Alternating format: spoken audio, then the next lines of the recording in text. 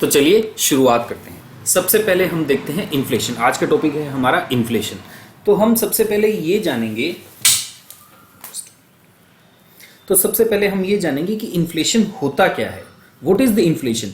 अगर किसी इकोनॉमी में प्रोडक्ट्स एंड सर्विसेज के price over a period of time अगर चेंज होते हैं तो हम उसे कहते हैं कि इन्फ्लेशन है।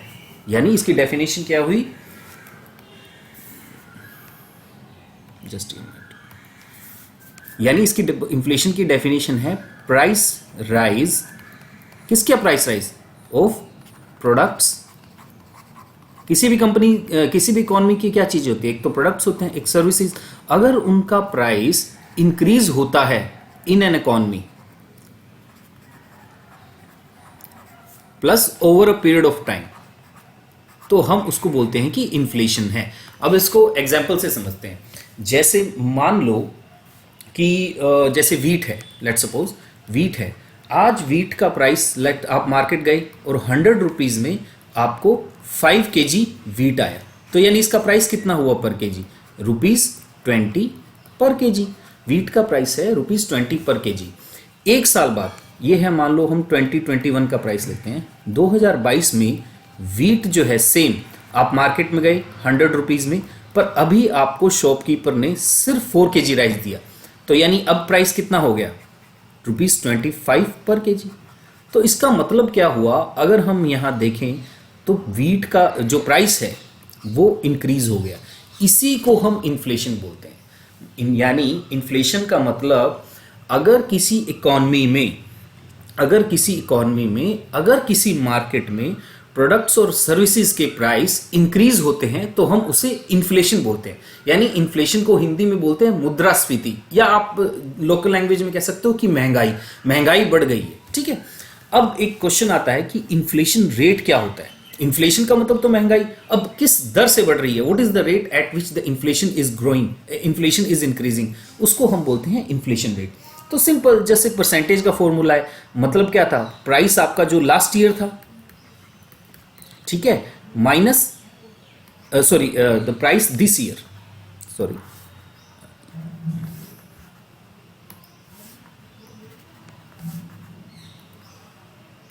तो जो प्राइस आपका करंट ईयर में है माइनस प्राइस जो आपका लास्ट ईयर में था, divided by price last year into 100, ये आपका इन्फ्लेशन हो गया। यानी इन्फ्लेशन रेट का फॉर्मूला क्या है कि आपका जो परसेंटेज का फॉर्मूला हम कैलकुलेट करते हैं। आप सब एसएससी के स्टूडेंट्स हैं, आप सब इतनी अच्छी जॉब कर रहे हैं, आपको बहुत इजी पता है कि परसेंटेज का फॉर्मूला क्या होता है। तो यही है इन्फ्लेशन का फॉर्मूला। अब एक चीज जो इसमें नोटिस करने वाली है वो इस चीज पे ध्यान देना कि जो ये प्राइस लास्ट ईयर है ना, ये प्राइस लास्ट ईयर की जगह गवर्नमेंट क्या करती है? एक रेफरेंस ईयर लेती है। क्या लेती है? एक रेफरेंस ईयर। ठीक है। एट प्रेजेंट ये रेफरेंस ईयर है 2011-12। मैं इसको आगे डिटेल में कवर करूंगा, थोड़ा सा बताऊंगा आपको, बट आप इतना समझ लीजिए कि जो भी हम इन्फ्लेशन कैलकुलेट करते हैं वो गवर्नमेंट ने एक रेफरेंस ईयर ले रखा है, जिसको क्या बोलते हैं? Base year. बेस ईयर भी बोल देते हैं, रेफरेंस ईयर भी बोल देते हैं। एट प्रेजेंट सभी कैलकुलेशंस के लिए वो जो बेस ईयर है वो 2011-12 है। यानी आज क्या महंगाई है वो 2011-12 के रेस्पेक्ट में हम कैलकुलेट करते हैं। ठीक है। सो अभी तक इस स्लाइड में हमने ये देखा कि इन्फ्लेशन क्या होता है, इन्फ्लेशन किसे कहते हैं, price rise in the products and services, example से हमने समझ लिया, और इन्फ्लेशन रेट का क्या फॉर्मूला है। मैं आपको बता दूं, ये क्वेश्चन, इतना सिंपल क्वेश्चन आपके एसओ के एग्जाम में आई थिंक 2014 वाले पेपर में आया हुआ है। सो अगर आपने इन्फ्लेशन नहीं भी पढ़ा हुआ तब भी आप इसका आंसर दे सकते थे। So this is very easy and interesting topic. Now let's move to next slide. अभी हम देखते हैं कि कॉजेज ऑफ इन्फ्लेशन। इन्फ्लेशन होता क्यों है? इन्फ्लेशन होने का कारण है, यानी महंगाई क्यों होती है? महंगाई होने के 3 कारण है। फर्स्ट मनी सप्लाई, दूसरा डिमांड पुल फैक्टर्स, और तीसरा है कॉस्ट पुश फैक्टर्स। देखो, मैं आपको जो ये आज पढ़ा रहा हूं, ये मेरा मोटिव सिर्फ इतना है कि आप एग्जाम्स में क्वेश्चंस को अच्छी तरह से सोल्व कर पाएं। That's it. मैं आपको बहुत ज्यादा डेप्थ में भी नहीं पढ़ाऊंगा, बट इतना पढ़ा दूंगा कि अगर कोई भी ऑब्जेक्टिव क्वेश्चन आता है आपके एग्जाम में तो आप बिना किसी हेजिटेशन के मार्क्स ला सकते हो। बहुत इजीली आपका क्वेश्चन वो सोल्व हो जाएगा। ठीक है।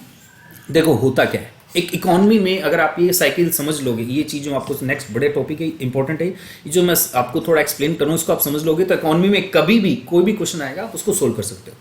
देखो क्या होता है, अगर लोगों के पास पैसा ज़्यादा है, यानी मनी सप्लाई अगर ज़्यादा है मार्केट में, ठीक है, तो लोग क्या करेंगे, गुड्स एंड सर्विसेज की डिमांड ज़्यादा करेंगे। अगर डिमांड ज़्यादा होगी तो क्या होगा कि प्रोडक्ट्स जो एग्जिस्टिंग है उनके प्राइस बढ़ जाएंगे, बस इतनी सी बात है। तो यानी क्या हो गया, प्राइस बढ़ गया तो क्या हो गया, इन्फ्लेशन हो गया। तो यानी फर्स्ट एंड इंपॉर्टेंट फैक्टर है मनी सप्लाई, इसको हम कह देते हैं लिक्विडिटी भी बोल देते हैं इसको, लिक्विडिटी।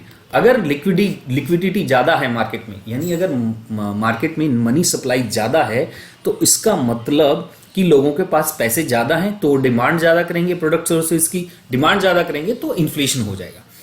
गवर्नमेंट यही रोल प्ले करती है, आरबीआई एंड गवर्नमेंट क्या करते हैं, उनका काम ही यही है कि किसी तरह से मार्केट में मनी सप्लाई को कम कर दें। जब महंगाई है तो वो क्या करते हैं, RBI through its monetary policy committee and government through its fiscal policy, ये क्या करते हैं, मैं आपको थोड़ा सा आगे डिटेल में भी बताऊंगा इसके बारे में, कि ये क्या करते हैं कि मनी सप्लाई को कम कर देंगे मार्केट में। अब जब मनी सप्लाई को कम कर देंगे, लोगों के पास पैसा कम हो जाएगा, ठीक है, तो पैसा कम हो जाएगा तो अपने आप डिमांड कम होगी तो इन्फ्लेशन भी कम हो जाएगा। तो यानी कॉजेज ऑफ इन्फ्लेशन में फर्स्ट कॉज है आपका मनी सप्लाई, सेकंड वही डिमांड पुल फैक्टर्स, कि अगर डिमांड ज़्यादा है किसी प्रोडक्ट की तो ऑब्वियसली इन्फ्लेशन ज़्यादा हो जाएगा मार्केट में। अब डिमांड क्यों हो सकती है, अब मान लो जैसे जैसे कस्टमर्स की प्रेफरेंसेस चेंज हो रही है, इकोनॉमी अगर प्रोग्रेसिव मोड पे है तो उससे क्या हुआ कि ज़्यादा डिमांड हो जाएगी किसी पर्टिकुलर प्रोडक्ट के लिए या सर्विसेज के लिए, तो डेफिनेट इससे भी क्या हो जाएगा, इन्फ्लेशन। थर्ड फैक्टर है cost push factors. Cost push factors का मतलब है कि अगर कॉस्ट ऑफ प्रोडक्शन जो है इंक्रीज हो जाए तो अपने आप महंगाई बढ़ जाएगी। जैसे मान लो अगर ऑयल प्राइसेस हाई हो गई तो क्या हो गया, कॉस्ट ऑफ प्रोडक्शन ज़्यादा हो गया, मैन्युफैक्चरिंग में ज़्यादा प्राइस लगेंगे, तो यानी डेफिनेटली इन्फ्लेशन हो गया, महंगाई बढ़ गई। दूसरा आपका फैक्टर आता है, जैसे गवर्नमेंट क्या करते हैं, इनडायरेक्ट टैक्सेस बढ़ा देती है, तो इनडायरेक्ट टैक्सेस अगर बढ़ गए तो क्या होगा, again cost of production increase हो गया, तो यानी फिर से आपका महंगाई बढ़ गई। तीसरा हो सकता है अगर एमएसपी, जो एग्रीकल्चर प्रोडक्ट्स पे एमएसपी अगर बहुत हाई हो जाए तो उससे क्या हुआ, अगेन रॉ मटेरियल का प्राइस इंक्रीज हो गया तो फिर से मतलब महंगाई बढ़ जाएगी। तो अल्टीमेटली कॉस्ट पुश फैक्टर्स का मतलब है कॉस्ट ऑफ प्रोडक्शन जो है, मैन्युफैक्चरिंग जो है, चाहे गुड्स की हो चाहे सर्विसेज की हो, अगर वो इंक्रीज हो जाती है तो उससे इन्फ्लेशन आएगा। तो हमने 3 फैक्टर पढ़ लिए, पहला है मनी सप्लाई, दूसरा है डिमांड पुल फैक्टर्स। अब डिमांड पुल फैक्टर्स में क्या हो सकता है, जैसे मान लो एक रीजन आता है, गवर्नमेंट एक्सपेंडिचर इंक्रीज कर देती है। गवर्नमेंट क्या करती है अपना, जैसे इंफ्रास्ट्रक्चर एक्सपेंडिचर कर दिया तो क्या हो गया, लोगों के पास ज़्यादा सैलरी आ गई, यानी लोगों के पास पैसे हो गए हैं, तो वो डिमांड करेंगे ज़्यादा प्रोडक्ट्स एंड सर्विसेज के लिए, तो उससे भी प्राइस इन्फ्लेशन हो जाएगा, ठीक है। तो इसको ये 3 फैक्टर्स हैं कॉजेज ऑफ इन्फ्लेशन, हम इसे कह सकते हैं। So let's move to the next slide. Now measurement of the inflation rates in India. This is the topic. ये थोड़ा सा टेक्निकल पार्ट है, बट आप मेरे साथ थोड़ा सा बने रहोगे तो मैं आपको बहुत इजी से समझा दूंगा सारे, और कोई भी क्वेश्चन अगर आएगा तो आप उसको इजी से सोल्व कर पाएंगे। मेजरमेंट ऑफ इन्फ्लेशन, हमने पढ़ लिया कि इन्फ्लेशन क्या होता है, इन्फ्लेशन रेट क्या होता है। अब इतनी बड़ी इकोनॉमी में इतने सारे प्रोडक्ट्स एंड सर्विसेज हैं, तो उनका इन्फ्लेशन रेट को कैसे मेजर करें, क्या पैरामीटर्स हों, तो उसके लिए गवर्नमेंट ने 3 लेवल बनाए। First is producer level, second is wholesale level and third is consumer level. तो प्रोड्यूसर लेवल का मतलब है अगर हम इन्फ्लेशन को कहाँ मेजर करते हैं, at the level of manufacturer, मतलब लेवल ऑफ मैन्युफैक्चरर, अगर जो मैन्युफैक्चर कर रहा है प्रोडक्ट्स को, ठीक है, उसके लेवल पे मेजर करते हैं कि कितनी महंगाई इंक्रीज होगी, जैसे उसका रॉ मटेरियल किस प्राइस से इंक्रीज हुआ, उसका जो मशीनरी है किस लेवल पे इंक्रीज हुई। अगर वहाँ पे प्रोड्यूसर के लेवल पे अगर हम इन्फ्लेशन को मेजर करते हैं तो उसे बोलते हैं हम measurement of inflation eight producer level, और उसका इंडेक्स क्या है, PPI, यानी producer price index, producer price index, ठीक है। यानी अगर हम प्रोड्यूसर के लेवल पे इन्फ्लेशन को मेजर करना है तो उसके लिए जो इंडेक्स है वो PPI है। हालांकि ये भी प्रपोज्ड है इंडिया में, it is not finalised yet, but ऐसा है, ठीक है। दूसरा लेवल है होलसेल लेवल पे। अब होलसेल लेवल का क्या मतलब है? होलसेल लेवल का मतलब है कि change in price of products, change in the price of products sold at bulk level. Wholesale का मतलब यही तो होता है कि होलसेल में अगर कोई अगर कोई ट्रेडर है वो बल्क में ट्रांजैक्शंस कर रहा है, ठीक है, तो उसके लेवल पे प्राइस कितना चेंज हुआ है, उसके लेवल पे कितना इन्फ्लेशन है, उसको हम होलसेल लेवल करते हैं, होलसेल लेवल पे मेजरमेंट बोलते हैं। और उसको मेजर करने के लिए क्या है? WPI, या आपने न्यूज़पेपर्स में या एग्जाम्स में बहुत बार सुना होगा WPI का मतलब है होलसेल प्राइस इंडेक्स। तो यानी wholesale price index is a parameter to measure the inflation rate at wholesale level, ठीक है। यहां पे एक मैं आपको इंपॉर्टेंट, चलो नेक्स्ट बताता हूं। होलसेल लेवल पे उसे बोलते हैं हम होलसेल प्राइस इंडेक्स। सिमिलरली आपका आता है कंज्यूमर लेवल पे। अब ये बहुत इंपॉर्टेंट है क्योंकि अल्टीमेटली जो रिटेलर लेवल पे हमें, अगर हम किसी भी प्राइस, गुड्स एंड सर्विसेज का प्राइस रिटेल लेवल पे, अगर किसी प्रोडक्ट या सर्विसेज का प्राइस हम रिटेल लेवल पे कितना चेंज हुआ है वो मेजर करें, तो उसे हम बोलते हैं consumer price index. Consumer price index यानी CPI। CPI is a parameter to measure the inflation rate at the consumer level। क्योंकि अल्टीमेटली आप, मैं, जो भी मोस्टली पीपल जो हैं वो इसी से इफेक्ट होते हैं कि आपको क्या प्राइस पे मिल रहा है। WPI तो होलसेल लेवल पे मेजर कर रहा था। किस पे मेजर कर रहा था? होलसेल लेवल पे। जबकि CPI जो है वो मेजर करता है कंज्यूमर लेवल पे, रिटेल लेवल पे, कि आपको कितना प्राइस पड़ा है, मुझे आपको कितनी चीज महंगाई देगी। जो हमने वीट का एग्जाम्पल लिया था, वीट एग्जाम्पल जो लिया था वो कहाँ था? वो रिटेल लेवल पे था, ठीक है। तो रिटेल लेवल पे किसी प्रोडक्ट का सर्विसेज प्राइस कितना चेंज हो रहा है उसको हम मेजर करते हैं कंज्यूमर प्राइस इंडेक्स से। अब आपको मैं एक चीज़ बताता हूँ जो कि इंपॉर्टेंट, मार्क कर लेना, और मोस्टली आपके एग्जाम में आने के चांसेस रहते हैं कि बिफोर अप्रैल 2014 RBI क्या यूज करता था? RBI used WPI। मैंने आपको बताया ना कि लास्ट स्लाइड में कि RBI और गवर्नमेंट जो है वो मतलब वो करते हैं कि इन्फ्लेशन को कंट्रोल करने के लिए जो अपनी पॉलिसी है MPC, ठीक है ना, तो उसके लिए पहले गवर्नमेंट क्या यूज करती थी? RBI क्या यूज करता था? होलसेल प्राइस इंडेक्स करता था। बट आफ्टर अप्रैल 2014 गवर्नमेंट्स या RBI यूजेस CPI, यानी इस इंडेक्स को हम मतलब इस CPI को हम यूज करते हैं। CPI को RBI यूज करता है टू मेजर द इन्फ्लेशन। मतलब क्या कि RBI जो मॉनेटरी पॉलिसी बनाता था इन्फ्लेशन को कंट्रोल करने के लिए, उसके लिए पहले WPI को देखता था। बट क्योंकि CPI ज़्यादा इम्पैक्ट करता है, ज़्यादा आम लोगों के लिए ज़्यादा रिलेटेड है, इसका इम्पैक्ट, इसका CPI पैरामीटर का इम्पैक्ट ज़्यादा है, तो इसलिए after April 2014 the RBI is using CPI to target the inflation, ठीक है। Okay, so let's move to the next slide. अब WPI और CPI भी हम कुछ बेसिक डिफरेंस देख लेते हैं जो आपके एग्जाम्स में आते भी हैं। So first and foremost difference क्या है? सबसे पहला तो जैसे मैंने आपको बताया कि ये होलसेल जो है किस पे? होलसेल लेवल पे। WPI is used for bulk level या होलसेल लेवल पे इन्फ्लेशन को मेजर करता है, जबकि कंज्यूमर क्या करता है? रिटेल लेवल पे। CPI is used to measure the inflation at the retail level. Second most important difference, WPI covers only goods, जबकि CPI covers both goods and services. इस बात को समझना ध्यान से। मेरा कहने का मतलब ये है कि WPI में जो हम इन्फ्लेशन मेजर करते हैं, मतलब हमने क्या किया? एक बास्केट बनाया, ठीक है, बास्केट ऑफ कमोडिटीज बोलते हैं इसको, बास्केट ऑफ कमोडिटीज बनाया, ठीक है। उसके हमने क्या किया? 676 आइटम्स लिए, ठीक है, अप्रोक्सीमेटली, ये चेंज होते रहते हैं, पर 676 आइटम्स लिए। तो उस 676 आइटम्स में ये सारी की सारी आइटम्स जो थी सिर्फ और सिर्फ गुड्स थी, सर्विसेज को, इन सर्विसेज का कितना प्राइस चेंज, इंक्रीज डिक्रीज हो रहा है उसको हम नहीं ले रहे, जबकि सीपीआई में बोथ गुड्स और सर्विसेज को इंक्लूड करते हैं। ठीक है, तो यानी मतलब ये हुआ कि सीपीआई ज्यादा अच्छा पैरामीटर है, क्योंकि ऐसा तो है नहीं हम मार्केट में सिर्फ गुड्स ही परचेज करते हैं, हम सर्विसेज भी लेते हैं, जैसे ट्रांसपोर्टेशन है, इंश्योरेंस है, आपका कम्युनिकेशन है, टेलीफोन मोबाइल बिल है, ये सब क्या है, ये सर्विसेज हैं।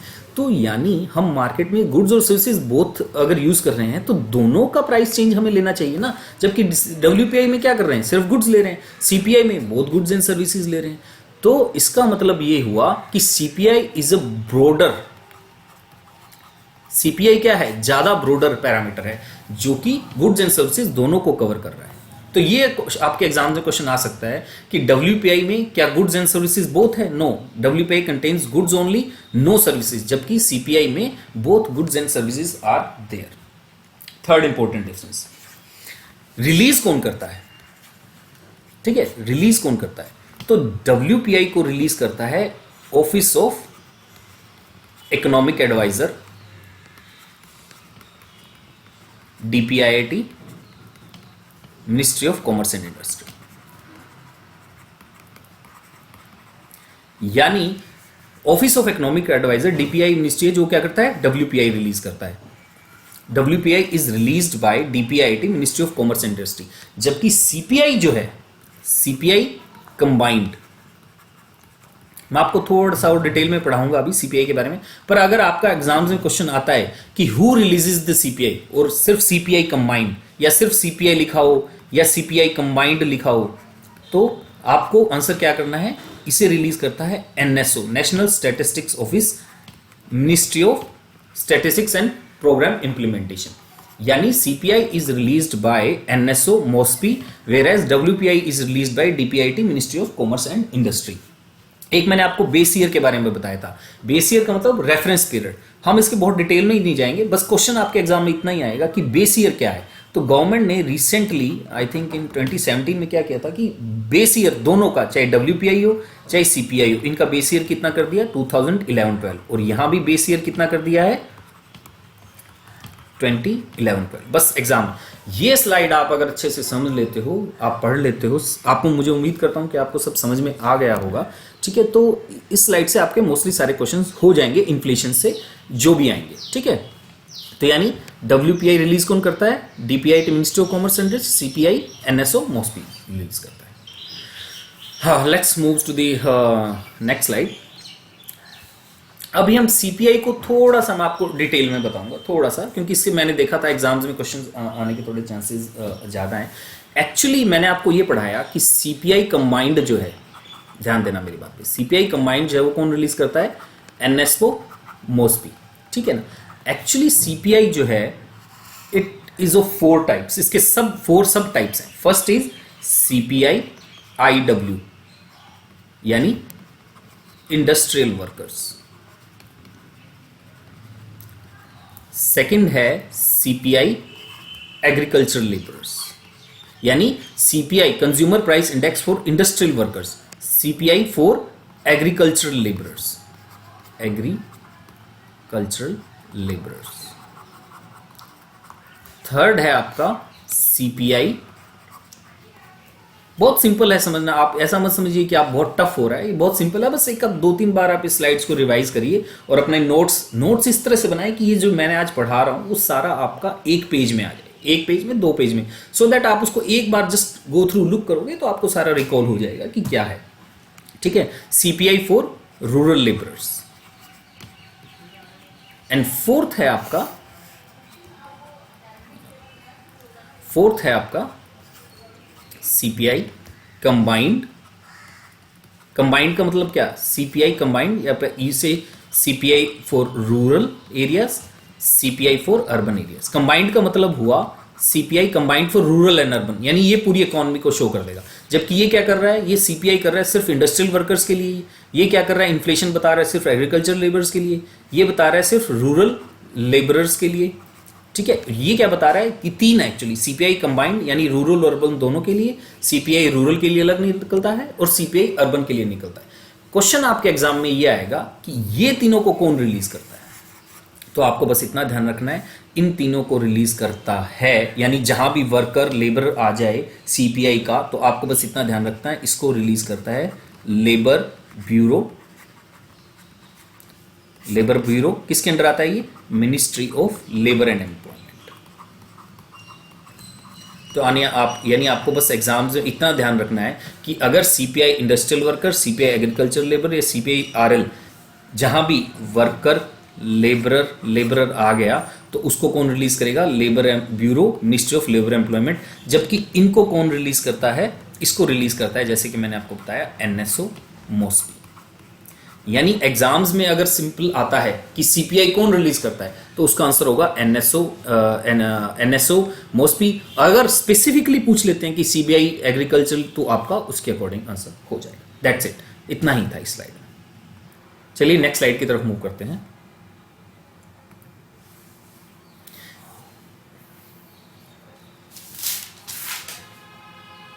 अब है कोर इन्फ्लेशन और हेडलाइन इन्फ्लेशन। ये आपके एग्जाम्स में क्वेश्चंस आ चुका है, ठीक है।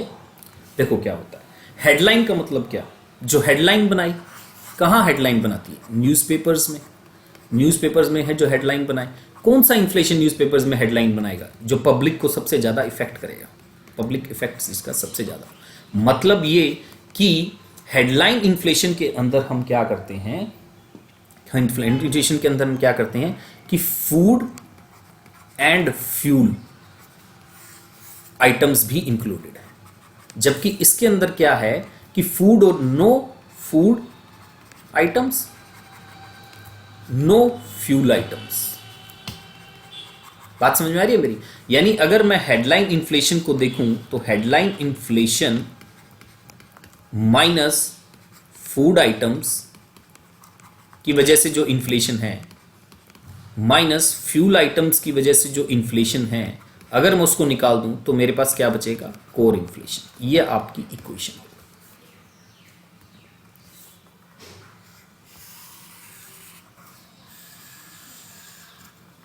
मतलब सीधा सा है कि हेडलाइन इन्फ्लेशन मतलब क्या है कि यानी इसका मतलब क्या हुआ कि नॉन फूड आइटम्स और फूड आइटम्स और फ्यूल आइटम्स को अगर मैं निकाल दूं हेडलाइन इन्फ्लेशन में से, तो क्या बचेगा? Core inflation. यानी Sorry for the disturbance. Just give me 1 minute. Sorry, the laptop की थोड़ी पावर कम हो गई थी। Okay, let's start again. So core inflation, मैं आपको ये बता रहा था कि कोर इन्फ्लेशन जो है उसके अंदर फ्यूल और फूड आइटम्स की वजह से जो इन्फ्लेशन है उसको हमने निकाल दिया है, ठीक है ना, एक्सक्लूड कर दिया है। जबकि इसके अंदर क्या है? फूड और फ्यूल आइटम्स है। यानी which one is more volatile?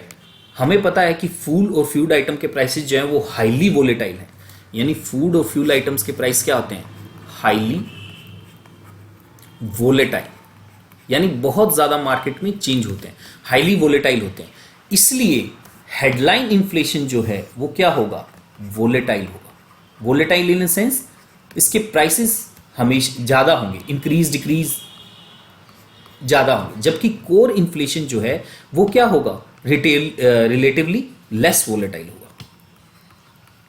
यानी गवर्नमेंट को अगर लॉन्ग टर्म पॉलिसी बनानी है, लॉन्ग टर्म इन्फ्लेशनरी पॉलिसीज अगर बनानी है, तो वो किसके बेस पे बनाएंगे? वो कोर इन्फ्लेशन के बेस पे।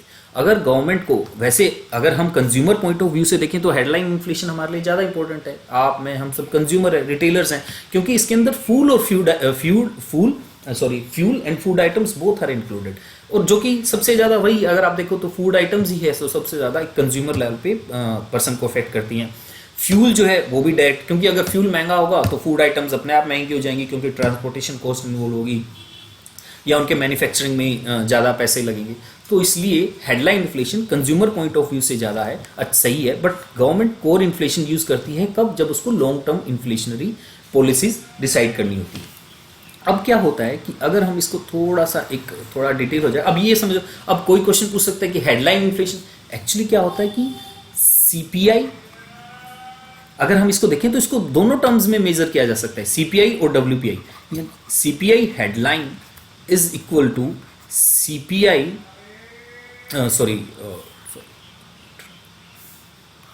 यानी सीपीआई हेडलाइन में से अगर मैं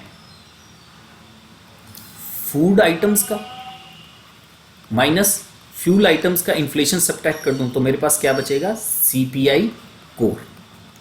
ठीक है, सिमिलरली मैं ये भी कह सकता हूं कि डब्ल्यूपीआई हेडलाइन में से मैं क्या सब्ट्रैक्ट कर दूं, फूड और फ्यूल, तो मेरे पास क्या बचेगा, डब्ल्यूपीआई कोर। बात समझ में आ गई। तो कोर इन्फ्लेशन और हेडलाइन इन्फ्लेशन क्या होता है, कोर इन्फ्लेशन के अंदर हम फूड और फ्यूल नहीं इंक्लूड करते हैं, जबकि हेडलाइन के अंदर हम food items and fuel items both include करते हैं। और क्योंकि फ्यूल और food items both are highly volatile in nature, इसलिए हेडलाइन इन्फ्लेशन हमेशा जनरली, हमेशा नहीं कहूंगा पर जनरली हेडलाइन इन्फ्लेशन ज्यादा होता है कोर इन्फ्लेशन से। ठीक है, और इस तरह से हम अब हेडलाइन और कोर इन्फ्लेशन तो इन्फ्लेशन है, अभी किसी भी तरह से मेजर किया जा सकता है इसको, तो यानी आप इसको चाहो तो डब्ल्यूपीआई में मेजर कर सकते हो, इसको आप चाहो तो सीपीआई की तरह भी मेजर कर सकते हो। So let's move to the next slide. हमारा नेक्स्ट टॉपिक है इन्फ्लेशन टारगेटिंग। इन्फ्लेशन टारगेटिंग का मतलब है कि अगर मान लो इन्फ्लेशन बहुत ज्यादा हो गया तो कौन कंट्रोल करेगा इसको, दो लोग कंट्रोल करते हैं इन्फ्लेशन अगर आउट ऑफ कंट्रोल नहीं हो जाए तो, एक तो गवर्नमेंट, दूसरा आरबीआई। ठीक है, तो गवर्नमेंट किस तरह से करती है, गवर्नमेंट कंट्रोल्स थ्रू, यानी गवर्नमेंट का मतलब यहां क्या है, गवर्नमेंट ऑफ इंडिया जिसके आप एम्प्लॉई हैं। ठीक है ना, not the state governments. State government का इन्फ्लेशन को कंट्रोल करने में डायरेक्टली कोई पॉलिसी मेकिंग में रोल नहीं है। It is the only government, only central government of India, यानी हमारी अपनी जो गवर्नमेंट ऑफ इंडिया है वही इन्फ्लेशन को टारगेट करती है। तो उन्होंने टारगेट दिया है किसको, किसको टारगेट दिया है, आरबीआई को। उन्होंने आरबीआई को बोला है कि आप इन्फ्लेशन को टारगेट करो, कितना, इन्फ्लेशन रेट जो है इंडिया में कितना होना चाहिए maximum, it can be maximum 4% plus minus 2%। इसको हम बोलते हैं टॉलरेंस लेवल। प्लस माइनस को बोलते हैं हम टॉलरेंस लेवल, स्पेलिंग आप चेक करें। ठीक है, तो इसको हम बोलते हैं टॉलरेंस लेवल। यानी गवर्नमेंट ऑफ इंडिया ने आरबीआई को टारगेट दिया है कि आप इंडिया में थ्रू इट्स मॉनेटरी पॉलिसी, किसके थ्रू, एमपीसी, जिसको हम मॉनेटरी पॉलिसी कमेटी बोलते हैं, कमेटी है जिसके अंदर आरबीआई गवर्नर्स और ये सब लोग हैं। ठीक है, तो RBI through its monetary policy, RBI through its monetary policy try to contain the inflation rate in India within this limit। यानी इसका मतलब क्या हुआ, मैक्सिमम कितना हो सकता है, मैक्सिमम इन्फ्लेशन जो है वो इंडिया में हो सकता है 6% और मिनिमम 2%, यानी 2% से 6% के बीच में इन्फ्लेशन रहना चाहिए।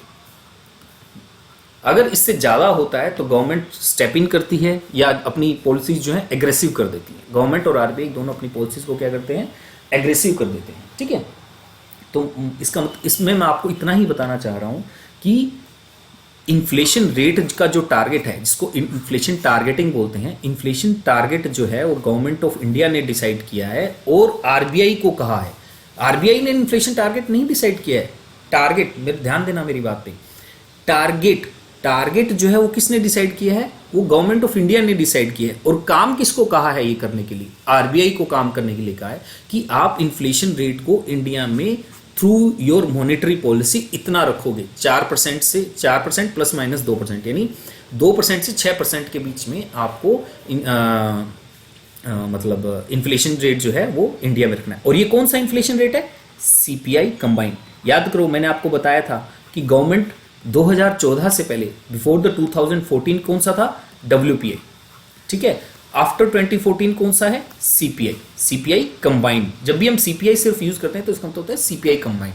तो गवर्नमेंट सीपीआई कंबाइंड जो है वो, आरबीआई जो है CPI combined plus minus 4% plus minus 2% के बीच इसको रखने की कोशिश करती है। और कैसे करती है, अब आता है कि कौन कैसे करता है। तो मैंने आपको बताया, एक तो गवर्नमेंट करती है, एक आरबीआई करती है। तो आरबीआई कैसे करेगा, आरबीआई करता है through its monetary policy committee, through its monetary policy.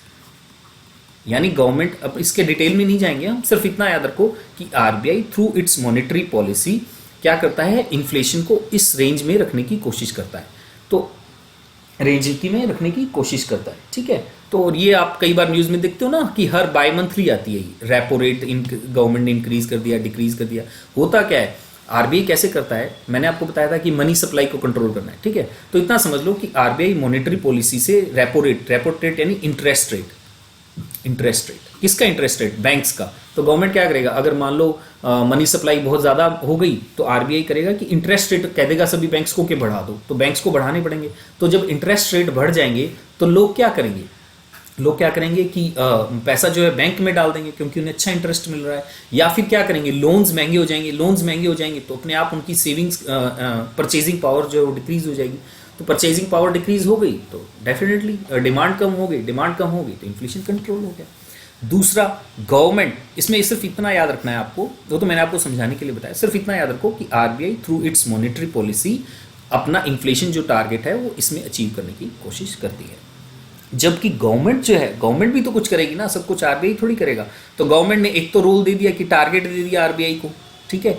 दूसरा काम क्या करती है government, through its fiscal policy inflation को कंट्रोल करने की कोशिश करती है। यानी आरबीआई जो है मॉनेटरी पॉलिसी से कंट्रोल करता है, और जबकि जो गवर्नमेंट है वो किससे करेगी, फिस्कल पॉलिसी। फिस्कल पॉलिसी का क्या मतलब है, आप यूं समझ लो कि रेवेन्यू कलेक्शन या टैक्स कलेक्शन, इससे संबंधित इंक्रीज या डिक्रीज करती है। जैसे अगर मान लो महंगाई बहुत ज़्यादा होगी तो गवर्नमेंट क्या करेगी, टैक्सेस ज़्यादा कलेक्ट करने लग जाएगी, तो उससे क्या होगा, लोगों के पास पैसा कम हो जाएगा तो डिमांड कम हो जाएगी तो इन्फ्लेशन कंट्रोल हो जाएगा, ठीक है। तो government tries to control the inflation through its fiscal policy, जबकि RBI tries to control the inflation through its monetary policy. और इन्फ्लेशन टारगेट है हमारा कि इतना होना चाहिए, 2% से 6% के बीच होना चाहिए, ठीक है। इस स्लाइड में इतना ही।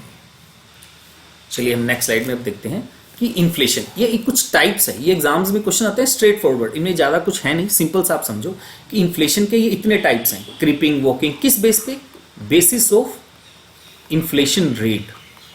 इंडिया में क्या इन्फ्लेशन रेट चल रहा है उसके बेसिस पे हम बोलते हैं। यानी अगर इन्फ्लेशन रेट कितना है, अगर इन्फ्लेशन रेट लेस देन 3% है तो इसका मतलब क्या बोलेंगे उसको, कि अभी क्रीपिंग इन्फ्लेशन है।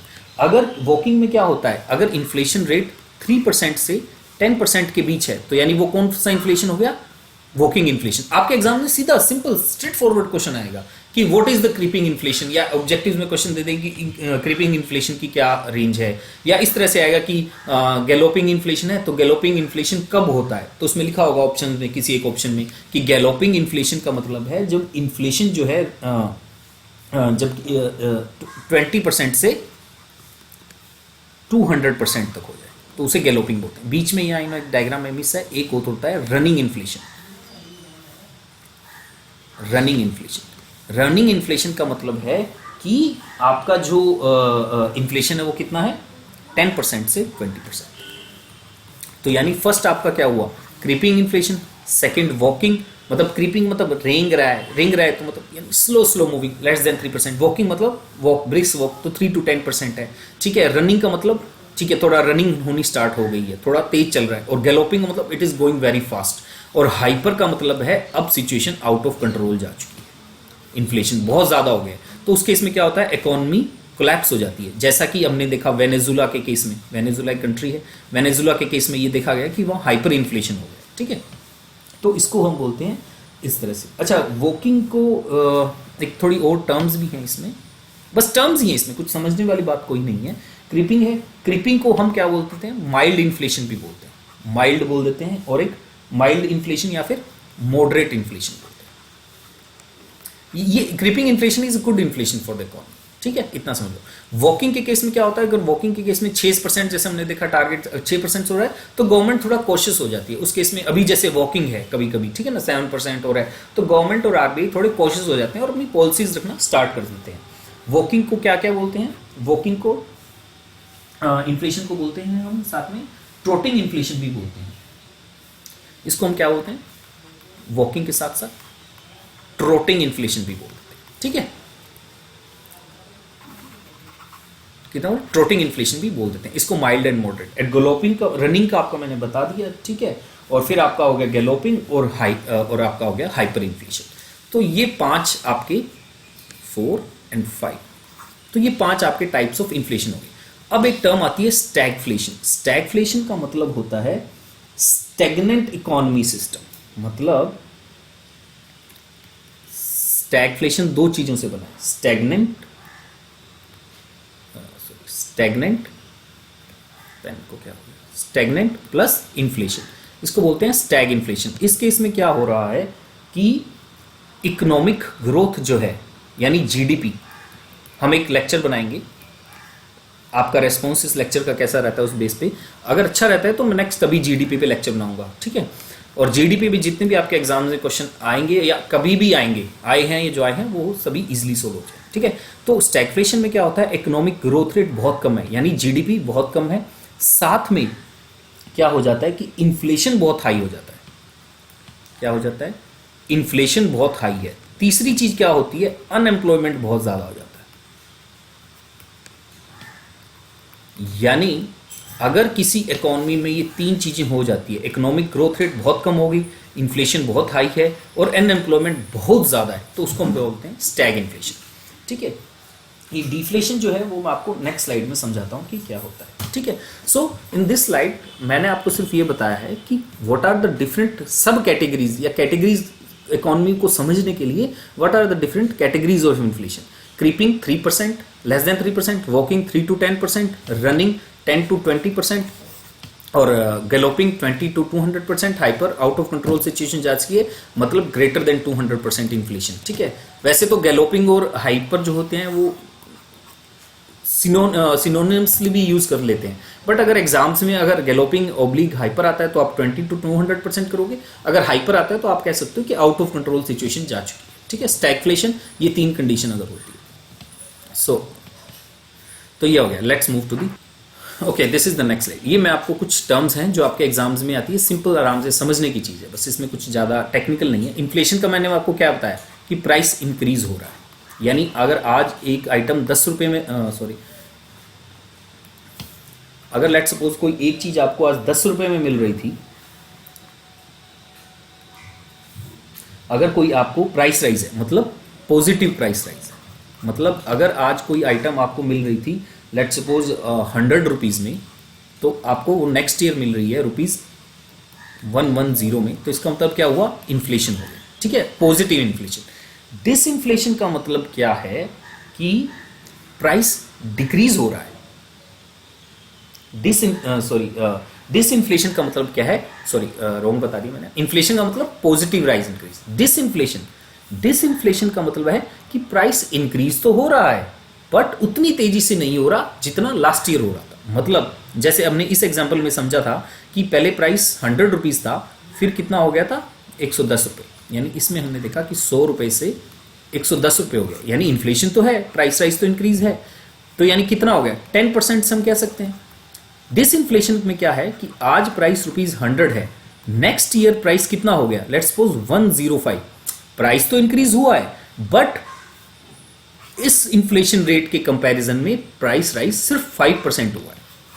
बात समझ में आ रही है मेरी, मतलब ये कि अगर हम यहां देखो, इधर देखो, पहले ईयर में क्या था, फर्स्ट ईयर में क्या था, ₹100 था, सेकेंड ईयर में क्या हुआ, प्राइस हो गया ₹110, थर्ड ईयर में प्राइस हो गया लेट सपोज इसका आपका ₹115।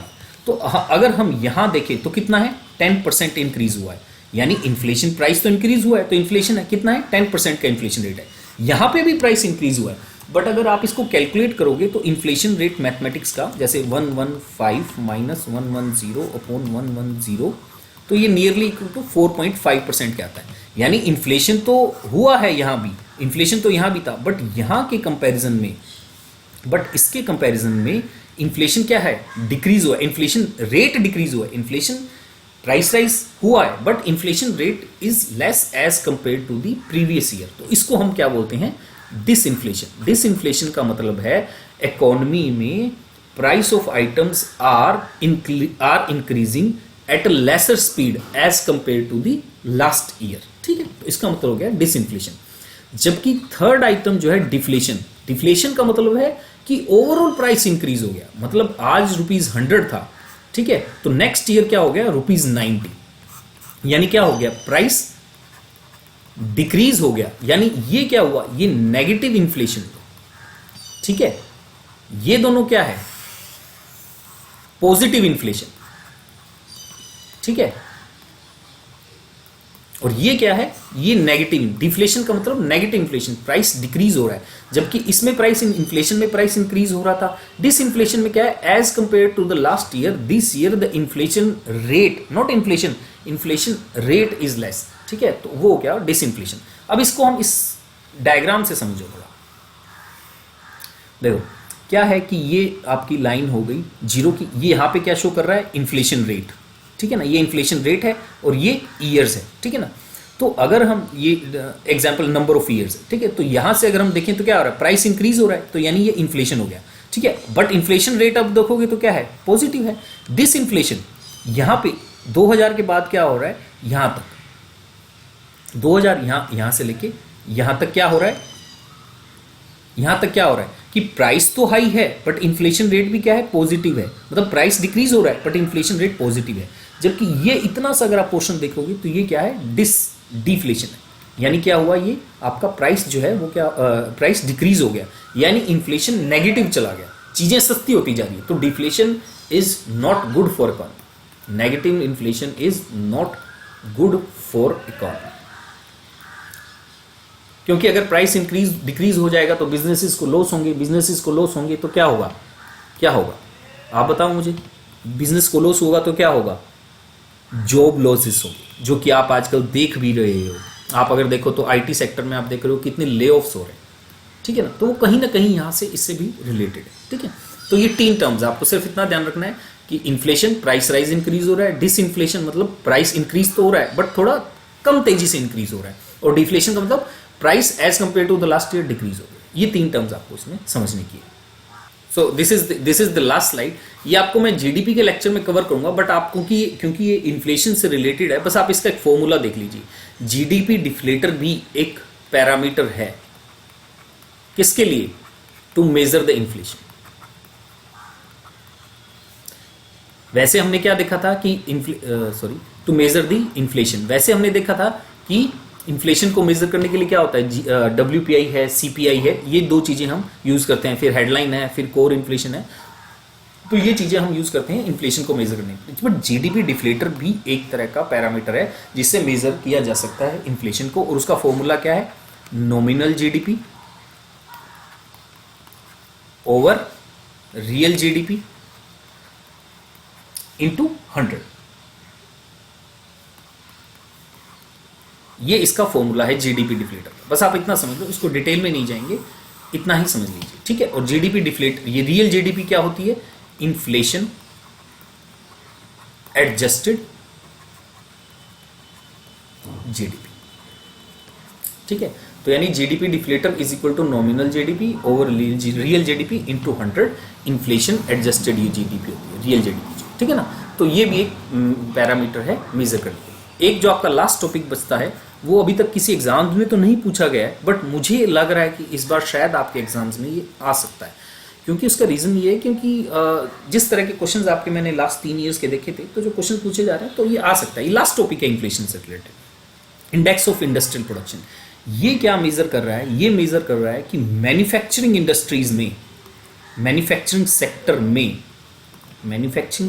में इंडस्ट्रीज का प्रोडक्शन किस रेट से इंक्रीज हो रहा है, इंडस्ट्रीज का प्रोडक्शन किस रेट से इंक्रीज या डिक्रीज हो रहा है, ये चेक करता है। यानी index of industrial production is a index which is used to measure the output of the industries. अब कौन सी इंडस्ट्रीज, जितने भी मैन्युफैक्चरिंग इंडस्ट्रीज हो सकती है, चाहे सीमेंट है, स्टील है, क्रूड ऑयल है, तो जितने भी इंडस्ट्रीज है उसको हम क्या कर सकते हैं, इस इंडेक्स ऑफ इंडस्ट्रियल प्रोडक्शन से करते हैं, ठीक है। और इसको रिलीज कौन करता है, अगेन इसको रिलीज करता है मोस्पी, यानी ministry of statistics and programme implementation. तो यानी इसके अंदर एक तो काम की इंफॉर्मेशन हमारे पास क्या है कि इंडेक्स ऑफ इंडस्ट्रियल प्रोडक्शन को रिलीज करता है मोस्पी। दूसरा, इसका बेस ईयर है कितना, बेस ईयर है इसका 2011-12।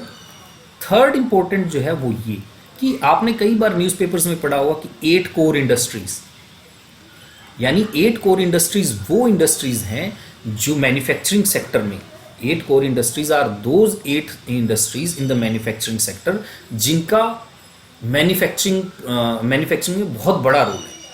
मतलब इंडेक्स ऑफ इंडस्ट्रियल प्रोडक्शन में ये 8 इंडस्ट्रीज हैं। रिफाइनरी प्रोडक्ट्स, इलेक्ट्रिसिटी सेक्टर की industries, steel industries, coal industries, crude oil industries, natural gas industries, cement industries, fertiliser industries. India में ये आठ कोर इंडस्ट्रीज इंडिया के मैन्युफैक्चरिंग सेक्टर के प्रोडक्शन को डिफाइन करती है। यानी इनका वेटेज जो है वो कितना है, 40%, नियरली। यानी नियरली 40% जो है इनका वेटेज है आईआईपी को बनाने में। यानी इसका मतलब ये हुआ कि इंडेक्स ऑफ इंडस्ट्रियल प्रोडक्शन एक पैरामीटर है जो कि इंडस्ट्रीज का मैन्युफैक्चरिंग सेक्टर का कितना प्रोडक्शन हर साल इंक्रीज या डिक्रीज हो रहा है उसके बारे में बता रहा है। ठीक है, फर्स्ट। अब इसमें इंपॉर्टेंट चीज याद रखने की क्या है, फर्स्ट इसको रिलीज कौन करता है, इसको रिलीज करता है मोस्पी यानी ministry of statistics and programme implementation. दूसरा इंपॉर्टेंट चीज क्या है, इसका बेस ईयर 2011-12 है। तीसरी इंपॉर्टेंट बात इसमें है कि 8 कोर इंडस्ट्रीज है, 8 इंडस्ट्रीज ऐसी है जिनका टोटल वेटेज कितना है, नियरली 40% है।